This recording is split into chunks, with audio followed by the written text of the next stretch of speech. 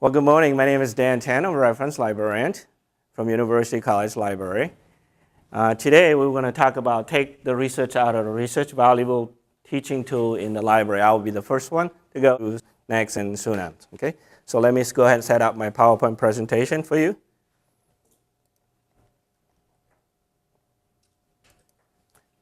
Okay, so I have a question for you. Are you going to Wikipedia when conducting a research? Right? Yes? You can play with me. It's on Friday morning here. It's okay, right? Are you happy with the quality of their research? Maybe not, right? So why aren't they using the library resources? That's a very good question, right? Could it be because the library has too many databases and students just do not know where to start? Well, this morning, I'm going to introduce you to a LibGuide. What is a LibGuide? It's an very easy to use Web 2.0 library content management system. Librarians use it to create multimedia and share knowledge information and promote library resources to the community. Today, over 2,000 libraries use LibGuides online and connecting with their patron. LibGuide is about distributing the library content and the library services, the library web page, and connecting with our students whenever and wherever they are. With LibGuide, we can help students find information they need and some information they didn't even know existed. The University College Library purchased LibGuide a few years back, and we find this to be a very, very useful way to create a highly quality research information online. We also look at LibGuide as a collaboration tool for faculty and librarians. We means librarians and faculty are the key to successful research. After all, no one knows research better than us, right? So, here's the next question. Do we really need another library webpage to confuse our students? Right? Well, here are three when I consider using a LibGuide. Okay? As I said before, LibGuides allow faculty and librarians to collaborate to create research resources, portable and interactive format. Faculty and librarians can use the media LibGuide to direct our students to use relevant information, class assignments, and research projects. And last but not least, LibGuides allow librarians to develop a better understanding of your course objective, which further library collections, enhance the library collections and reference services. The bottom line is this: LibGuide has many features and quality that makes it a very valuable tool for learning. The example, in the Davie campus, your library is building 17, which is on the campus. We have 7 librarians, 3 of us here, work with you and collaborate with you and be able to create a LibGuide for you. If you are teaching a class over in Boca campus, they also have a LibGuide up there, and the librarian also be able to work with you up there. Okay. This morning, I'm going to use one of the examples. I'm going to use a LibGuide that I created in Davie campus. This is a nursing LibGuide for Nurse as a Scholar and UR 4805. As you can see, this LibGuide is very attractive, very organized, and easy to use. Now, aspect of a LibGuide is that this guide can be created without any knowledge of HTML. That's pretty nice, right? The other good news is, as a faculty member, you don't have to worry about creating a LibGuide. A librarian will do that for you. Okay? The tab format, which you see right across on top, make organizing, retrieving information easy and user-friendly. LibGuide has a standard layout, but each layout, or each guide, or each page can be customized by the content creator. LibGuide also provides us with a template for adding images, documents, podcasts, video, RSS feed, and widgets. And as you can see, we have most of them on this LibGuide right here. Things about LibGuides is this. LibGuide also has a mobile-friendly version. This is an example. This is a screenshot of our LibGuide. And this is a screenshot of LibGuide or NUR 4805. Okay? So what do you think? Very nice, right? Okay, so let me wrap it up. Comments here from our students and faculty. And as you can see, most of them are very, very positive. Okay? And we hope that this quick 10-minute presentation will make you think about using LibGuide as a value-added source for your class. And hopefully, we, as librarians, be able to work with you. Look forward to work with you this semester or maybe next semester to think about your class assignments or any other research assignment that we can help you to create the LibGuide for you. Okay? Very much for your attention, and my next presenter is Andrew. I have to get the microphone out. I know this is a technological digital showcase, but I want to take you back to the world of analog for a minute. My name is Andrew Dutka, and I'm Broward Collections librarian. And my role at the college across the street, our neighbor, or your neighbor, is to keep track of Broward College history and keep track of the museum pieces we have and keep track of the institutional message. When I started the position in 2004, I walked into a room about half this size but filled to the ceiling with scrapbooks, newspaper articles, yearbooks, reports, piles of photographs. And I'm like, what do I do with, how do I make this happen? And we're in a digital age. Everybody wants everything. Everything's on the internet, correct? Everything's on the internet. Well, it's a secret. Not everything's on the internet, okay? And that was my challenge, to take this hidden collection of fantastic information and how do I make it accessible to students on the web. And the other thing I learned during my course of this, students, we all kind of exist in a vacuum sometimes. We're here, we're very present. We live in the present. But it's important to remember where you came from. And as I spoke to students, I followed in their lives today, obviously, but they were always very surprised to find out that 50 years ago, 40 years ago, there was a student just like them, learning something, living a very similar life, maybe, that they live now, but they don't. And the other thing that was funny was when I went through the different subjects that were pertinent 50 years ago for students, parking was a problem, book prices were a problem, and food on campus was a problem. And what's our problem today? I can't find parking, the books are too expensive, and the food isn't great. So part of my challenge was to expose the current students to what we have available in the past. So with that as my goal, the next step was, well, what do I do? Do I take all these different photographs? Do I start scanning them? Do I put a crew together to start? Do I outsource it? Do we find a grant-funded project? And we went with a grant-funded program through Lyrasis, which is a library consortium out of, I believe, Atlanta.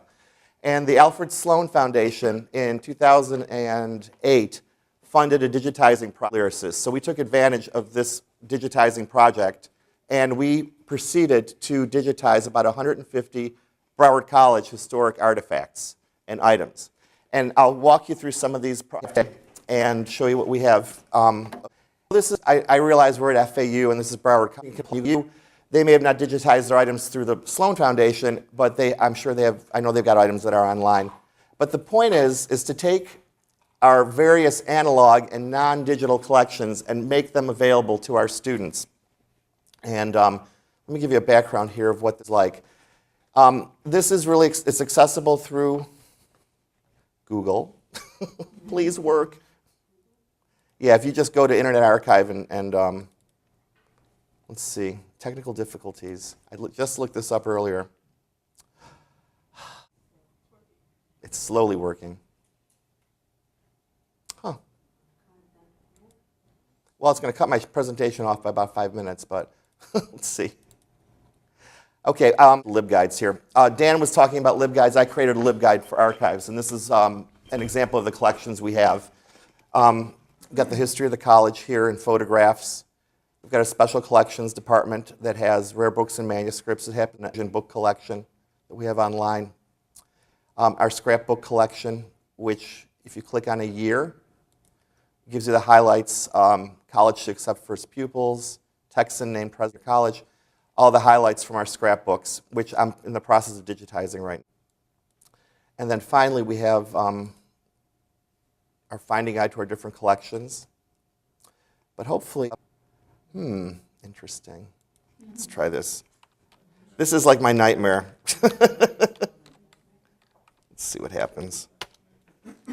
Okay, there we go. Okay, if you go to Google or Bing and type in Internet Archive, and nothing happens.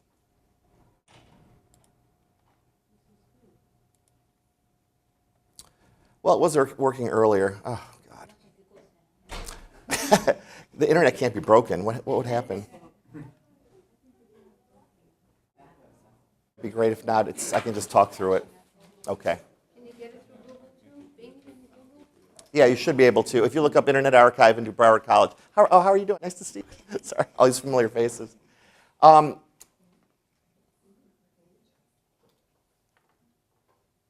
Okay, getting back to my long story here about not everything being on the...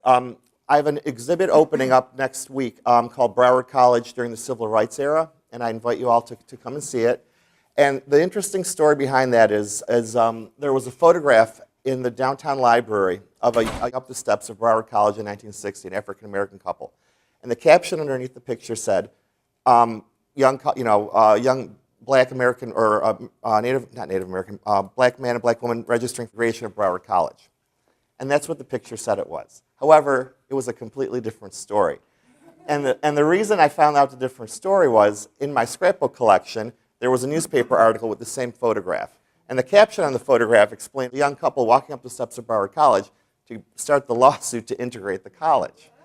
So again, was this on the internet? No, it wasn't. So my goal was to get this out there, let people know about it, and also is on the internet. And if you're going to do actual historical research, it's a combination of using resources on the internet, of course, as we digitize things, but it's also use actual analog sources in your library, in your hand, but also using primary source material, which is available really in the archives. And these are the hidden collections we're trying to bring up through Internet Archive, which isn't working this morning, but the point is, the green bag, I've got a flyer with my contact information and explaining the exhibit. So if you get a chance, please come and visit us over at Broward College, across the street at University College Library. And I'm not going to worry about the... Anyway, that basically is my presentation. So thank you for listening this morning. And it's a really great resource, so thank you. Yes, oh, absolutely, yes, by all means. How do you digitize the material? Well, through it was we put together about 150 items. We sent them on a timetable, and they digitized them for us. They do it? Yes, they do it. They charge, it's a substantially lower fee than if I did it by myself, if I outsourced an agency. And they digitize it in about 7 different formats, so you can download it as a PDF, download it as a black and white PDF. You can read it online, you can read it on your iPad, and you can read it obviously on your computer. And the material is available, it's for free, and actually it's kind of interesting. I've had alumni call me out of the blue. They need a description of a class from 1965, for example. And what we used to do is I went through the old catalogs and looked. Now I can just guide them to the Internet Archive. I have the catalog digitized. They can find the description, and they're good to go.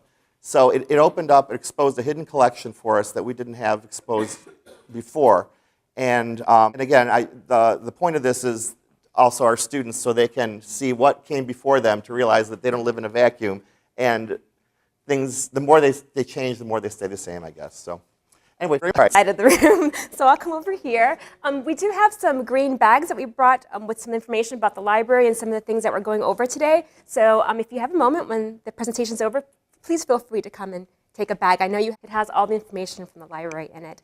My name is Sunem Beaton-Garcia, and I'm one of the librarians at the Davie Campus Library, and we're privileged to have your students come to our library and talk to us daily. And we get experiences, we get to also listen to how they want to receive their information and how they want to conduct research. And one of the things that we hear from your students is they want to use the tools that they already use for other things, like Facebook, YouTube, and their iPads and different technology tools that they use as part of their daily lives. And so we found opportunities to go out and to research different applications that can be teaching and at the same time be student-centered. And we have also the privilege of working with technology mentors like our Mary Diaz here in the audience. She is one of our mentors on campus. Lets us know what are the newest things that are out there, and we customize those for our purposes and use with our students for their research needs. And so what I'm going to demonstrate for you guys today is 2 applications that can be used on the iPad. There are Android type applications in the works, but our teacher education program uses the iPads, and so we see a lot of the students coming in with that. And so there are 2 applications that are very student-centered, I think, that have a learning curve, because with everything that we have going on, it's a long time to use tools that we know are very, and come out with lovely end product, but having to learn them is a challenge. So the applications I'm going to show today are very, very simple, easy to use, and quite effective. They can be embedded into web pages. You could use a link to them on your Blackboard or your learning management systems. You can access them anywhere they have internet access. So they can go into the YouTube channel, they can go on to the LibGuides that we have in the library, or they can go into your content management. The first one's called Show Me, and if you want to write it down, showme.com, and it's a lovely little app that is very, very simple. It's good for one concept. Okay, it's not very sophisticated, so you have to kind of think about how you're going to use it. And an existing presentation that is on the Show Me site, and I thought it was very, very nice. It is a whiteboard type application. So you can draw, you can use a stylus or your finger, or you can upload from your iPad or from the internet and then draw over that and make your notations. So this is actually a professor. And I'm just going to play it for just a little bit so you can see how it works. And where's our sound?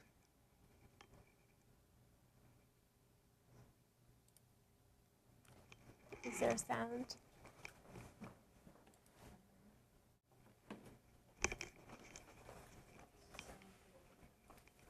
It's all the way up.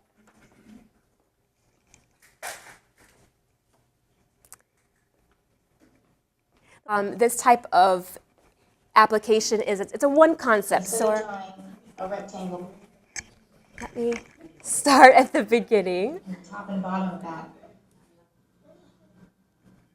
When you're drawing a 2-point perspective, outside, exterior. So you're outside, you want the street, you have to start with the 2 points. And then from there, you can start building. So instead of drawing a rectangle or a square like we did in 1 point, you start with just one line. And the top and bottom of that line go to both vanishing points. And then you get to determine how wide that is. And then you can go back and erase the dotted lines. And you can continue to add other buildings from there. I'll change color to make it easier to see. So again, the top and bottom are going to go to each vanishing point. Okay, brief, it's maybe 2 minutes, okay? And that's probably all the attention span that the student had, 2 minutes. And you can do a concept. Clearly, this was probably an architecture professor or an art professor, and they were demonstrating one concept. So I remember class, and there was a rule of thirds, and I could never remember how that rule of thirds worked with, taking a picture and angling it just right. It wouldn't have been lovely that I had a short little video that would remind me. Again, this is the professor speaking. It doesn't have to be perfect. You can see she cleared her throat. There's no. You could, I suppose, download it and clean it up in a type of edit. Really, it's just a professor speaking to the student. Okay, so think about if you teach math or one of those concepts that would benefit from this. The library, how do we use it? Well, we do APA workshops for our education, and they have a really hard time remembering how to do the headings in APA style and how it works. And so on our LibGuide, I have used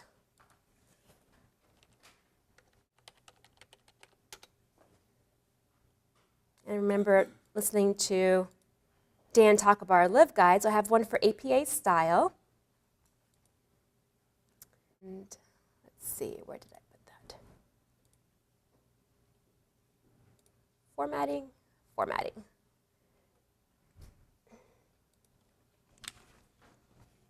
The 6th edition citation style has changed and simplified heading styles. Levels of heading establish the hierarchy of sections via the format or appearance. All topics of equal importance have the same throughout the manual. So for 6th edition APA style, level 1 heading would be centered, boldface, uppercase, with a lowercase heading.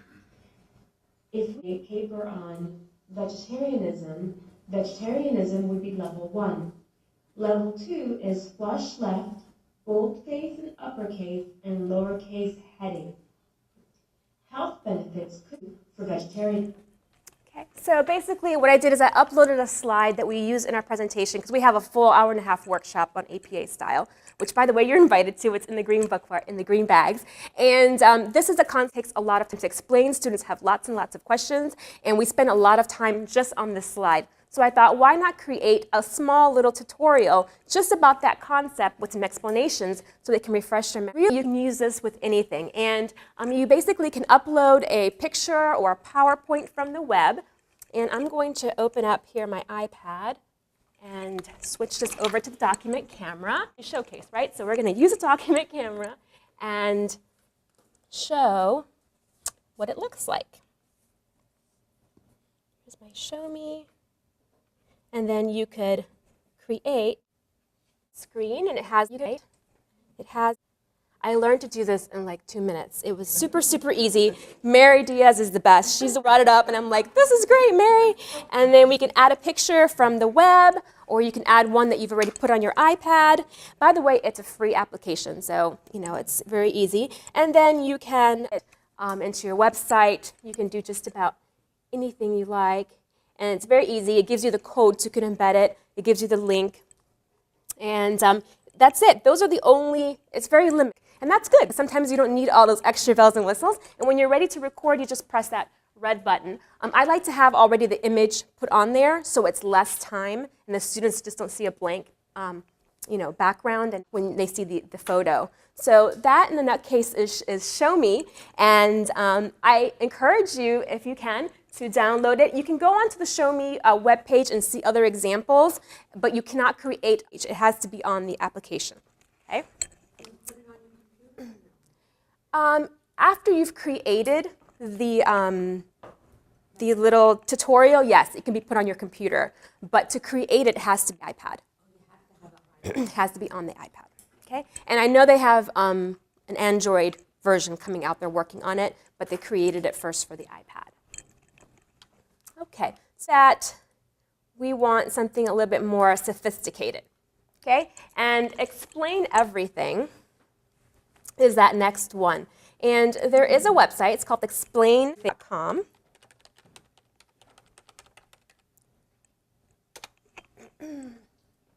And this website will give you some examples, will give you a lovely guide. Again, it only took me a few minutes to learn. It has a very short learning curve, but it does have a lot of more options and features because sometimes it's not as simple as one slide. Perhaps the concept that you're trying to teach may require a little bit. In that case, Explain Everything is the app to go to. It's $2.99 on iTunes. It's $3, and you own it. You don't have to continuously pay for it. That's the price of the app, and I thought it was well worth it. You can see from the page how it works. I'm going to go to the showcase here and just show very briefly this one. And the sound. Here's a video of how you explain everything. I saw a link to this video on a listserv. You can search for this title on YouTube, and actually within there, there's a link to a $6 or $7 how you can make a digital microscope, a 45 times zoom microscope that can clip onto your iPad.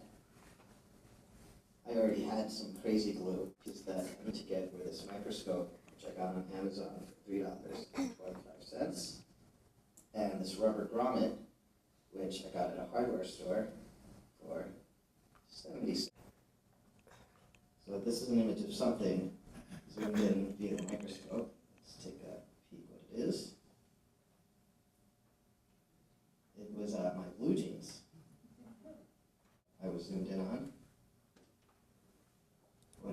Okay, so you can see that this is a very engaging presentation. It's a little funny. It uses a lot of different options. You can write, you can annotate, and you can search the live web. About Explain Everything is you can do a live presentation, capture it, and then make it available to the students. So that wasn't an option with Show Me, but it definitely is with Explain Everything.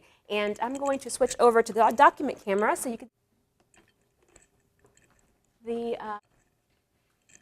screen for Show. At this point, the other one only had a few bars on the top, but this one actually has them coming down the side and at the bottom. Very briefly, the very top is where you can draw, erase, but if you're messy like myself, then you can use the feature.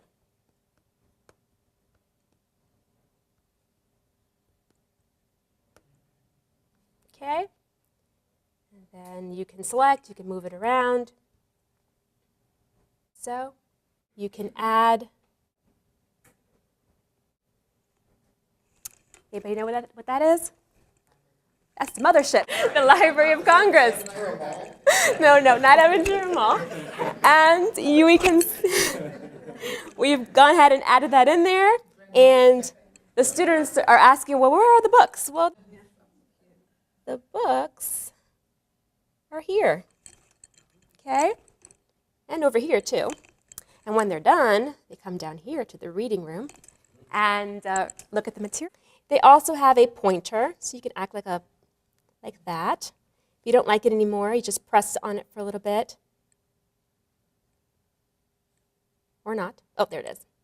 And say we don't want it anymore. Or move it to the back. We can also use a laser pointer feature. Might be a little distracting, but it's there. And then you can search this is a presentation mode. And then let's see, insert a web browser, and we can go to the library's main page. And you can do this while you're doing your presentation or recording, obviously. I think our internet is a little weak in here. But if the web page is long, you're not just limited to what you can see on the screen. You can actually scroll down and then make annotations on the web page. You can use all of those features onto it. And then if you'd like to add another screen, you can go back and forth by using a, once it loads, you get new features. But you can use more than one browser and switch back and forth. On page you have this, and then you can switch it back to the other one. So it's a lot more sophisticated, and now you have a lot more range of tools to use and to really make it as sophisticated as you want, or as simple as you. And then if you'd like to add an additional page or move the slides around, you can. And then you can start again. And then once you have created what you'd like. It does save in slides, and I was a little bit concerned because I couldn't get it to play as a movie. But once you are ready to go, you can send the project to YouTube, and it generates an entire movie out of it. So it plays back in portions by slides, but once you send it to YouTube, it actually compresses it into a movie, so it's continuously and it flows. Now, this is a great collaboration tool. You could send it, you could PDF if you'd like students to see what you've done. You could put it into a Dropbox or Evernote, which is another application, or you can just simply email it. You can save it as a movie or as a project. And so if you are working with another faculty member on a concept and you want to put a movie together, you can send it to them. They could download it on their application and then complete the movie and work back and forth. And it doesn't only the faculty. It could be the student. You could work and have them submit a video or a project of their own and show it to the classroom. So really, these two applications have many options, and it's only limited to your creativity. So again, they're both available on the iPad. They will be eventually available on Android type devices, but I hope that you'll enjoy using them. They have a very short learning curve, and they are extremely student-centered. So thank you so much for your time, and now we're going to open it up for questions. Does that also capture the audio as you're going along? Oh, good, good. I used the Explain Everything on the library's page as a welcoming tool. I used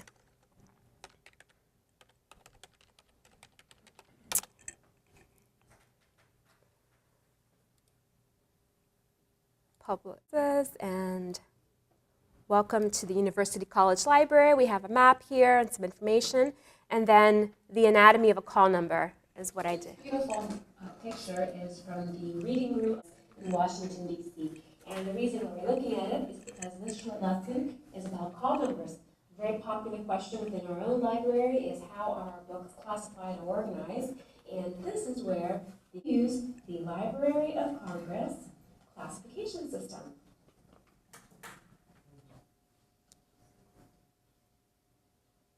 And when you visit this particular beautiful library, you will see that the books are here on the shelves, much like our library. And then once the visitor has located the book of their choice, they will come down into the lobby area and use carols to look through the book and make their annotations and study the material. But let's talk about the actual number itself, the number that you'll see on the spine. I'm going to use the example in our library, which happens to be on the third floor, and it is the T and K section. And the T and K represents the general subject area, electrical engineering or electronics. So if we were to go to that section, those are the types of books that we would see.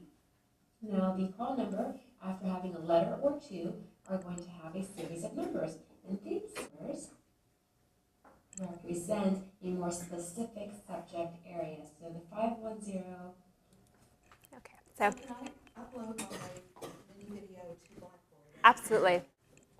And what I did was it was less than perfect, and it's still not as beautiful as other Explain Everything videos, and I'd like to change that and make it a little bit more lively, but you can upload it to a different editor and then cut out some background noise, play with the volume, make it shorter, change some of the colors. You can have everything you can do with a video.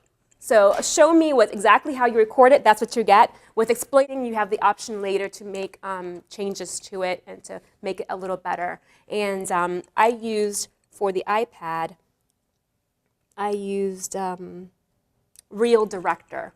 Director is a great editing tool, very, very simple to use, and it works beautifully with Explain Everything, or you can use Windows Movie Maker, because it does download into YouTube, so it's very easy. Director. Yes, ma'am. Can we ask other people questions? Absolutely, please. Dan, I have this LibGuide on the Sunem library page. Can I take that LibGuide and also get it on UCL? Yes. In fact, you don't have to do that. Because on each LibGuide, when you create a LibGuide, it has the address. unique address on it. So you can just direct your student, let's say if you teach a board, you can just copy that address and paste that in and directly there. Now, if you, let's just say if you want them to use our collections, then yes, all we have to do is just get a permission creators from Boca, and we just copy it. The whole entire LibGuide will be in our system. If the mobile version of it is true for any LibGuide or only for LibGuides that are on your site? No, it's true for everywhere. So once you create your content on the LibGuide, you have a mobile version of that. So every LibGuide, I believe Boca has almost 500 LibGuides right now. We have over about 300. So each one of those has their own mobile version. So all you have to do is just, you just turn on your mobile device, whether it's an iPad or you notice the one that I use is just an iPhone, and it will just automatically adjust it to the size and the size of your screen. I refer students all the time to LibGuides on the Wimberley page, Right. But I didn't know that I could customize it actually for a course. Right. Because indeed the LibGuides are robust. Right. Let's just robust. And sometimes it takes people on a garden path that is very interesting, but so time challenged. You Right. might make it. Right. If you can think of it as like you can curate for your class or for your course, and that way your students can concentrate more on the content of your research instead of just trying to find it on the Google and then wondering about, like we have almost 200 or 300 databases in the library. So that really actually helped them concentrate on their research. And when we do the assignment-specific LibGuides, the students feel very special that they have their own webpage. We've heard them say that, oh, we have a page all for us. Yes, it's for you. You find it like this, and it has their assignment already uploaded so that they don't have to look for it. It's already there, and the suggested databases, and we give them the books or reference material that they could use for that assignment. So the students just have a one-stop shop. It's right there for their assignment. And one more thing that I want to mention it to you real quick. Let me see if I can. Here's the. Oh, it's okay. Let me just hold on for it. Here's the FAU LibGuide address. And now what I'm doing, I just create a table to keep you comparisons of that. Okay, and you can actually, if I click on Christie, a little different than the one in Davie campus, right? So that's what is called customization. You can actually customize it depending on what's the need and what they are looking for, okay? And let me go back. Let's see if I can go back to my PowerPoint.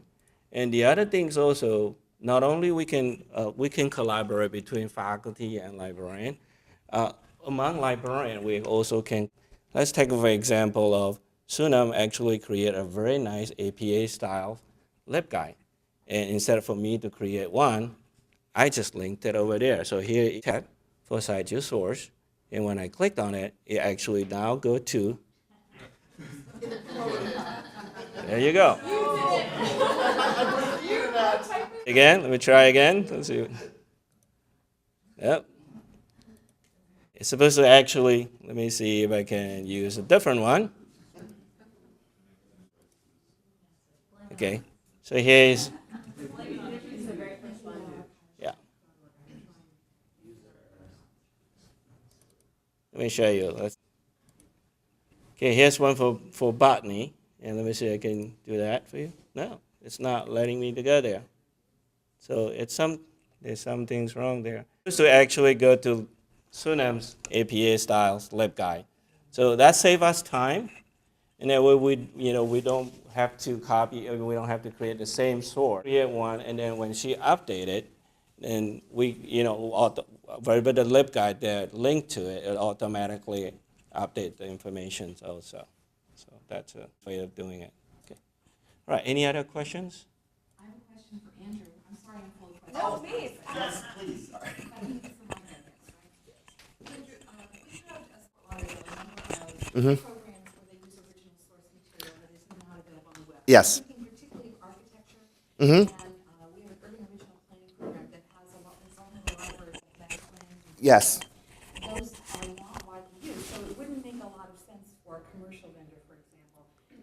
put that up and sell it to people because Right. it doesn't have. When you use the archives.org, do I understand correctly that they would pay archives.org to Yeah, to digitize. Yes, exactly. material, and then it would be on that, or do they pay a monthly fee? No, it's a flat. We paid a flat fee to get the items digitized, which was a less expensive price than if we went out to a commercial resource to digitize for us. The challenge is that it is available to everybody, but it does expose a collection that's hidden, and they've got different sliding price scale for, like, large format items versus items in books and things like that. But it opens up a hidden collection. So it's, but it is available to anyone who goes on the internet, basically. The reason I asked, I think it's such a cool idea. Yeah. Because when you talk to architecture faculty, they bemoan how their students will not make the effort Right. to go across the street to the Right. library to Right. look at the original source material, and how important it is to have the oversized documents and the actual colors. And when you're looking at fine art, or you're looking at and a book may be out of print, Right. 80 years old. Right. It's just They can stick on their scanner. right, exactly, and that was the with Lyricist and with the Sloan Foundation, because it was if I'd undertaken it by myself, or the college had taken it by themselves, it would have been far more expensive, and also we would have scanned in one or two formats. They make it available formats, so it's worth investigating. At first I was kind of a little leery because I didn't know what would happen, putting all these things on the internet. But I get hits every month to see how people have been using it, and really we've had thousands of people looking at these resources in the 6 months they've been up. So it's been a big plus. So thank you. Yes. Oh. I used to work at UC like a long time. Back in the 70s, and I'm at FAU now. But my question, one of the things that we had accidentally found in Hugh Adams' office when Right. we were helping him with the underneath were actually the yearbooks. The black students. Yes, the 1963 yearbook. It's digitized now. Right. Yes. At Eli High School. No, it was Dillard High School. It was Dillard was the. So that's fascinating. That's really amazing. It's a hidden collection. He was the administrator. Yes, he was one. I think faculty at the high school and administrator. That's correct. Yes. Yes. Great. Thank you. Oh yes. Hi. How are you? So are you able now or interested in linking to other local history or primary source collections? We'd like to. I mean, I haven't approached any yet, but I mean, we're always open to partnering with other resources in the community. And There is an archive at the African right, exactly. It's fantastic. Right. and now we've had it. Oh, great. Okay. Oh, maybe we should get together. All right. Good. All right. Thanks. This card is in the green bag, so if you, it goes to you guys. The green. Yes, there's a green bag. Yes. I'm sorry. So what would be the difference between having digital, and a website? What's the difference? There's really no difference. The difference is It's free. it's free. Yeah, and it's available, as opposed to sitting on a shelf that no one has seen in 50 years. We've got the items out to look at. So I want to kind of wrap this up by saying that the internet didn't work for me today, but and it's a technology showcase. Internet Archive, and my card is in the bag. And please contact me if you have any questions. So thank you very much. Thanks.